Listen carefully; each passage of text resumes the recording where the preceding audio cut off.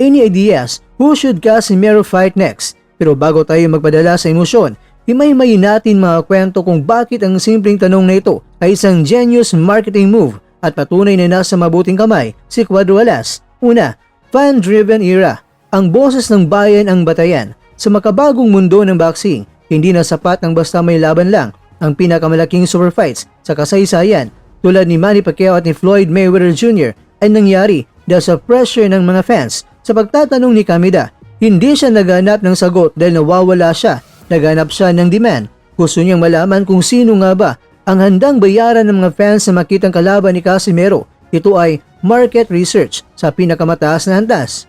Pangalawa, hindi ito kalituhan. Ito ay hype machine. Ang bawat komento, share at banggit ng pangalan ni Inoue, Neri o Rodriguez sa post ni Kameda ay nagsisilbing libreng promosyon. Pinapatunayan ito sa mga World Boxing Organizations at sa TV networks na relevant pa rin si Casimero. Habang nagtatalo ang mga fans, tumataas ang market value ni Casimero. Isang matalinong promoter si Kameda. Alam niyang ang ingay sa social media ay katumbas ng dolyar sa takilya. Pangatlo, ang pagpapakumbaba ng isang promoter. Bihira ang promoter na marunong makinig. Ang pag-amin na bukas siya sa mga ideya ay hindi kahinaan, kundi profesionalismo. Ipinapakita ni Kameda na hindi siya dictator sa karera ni Casimero.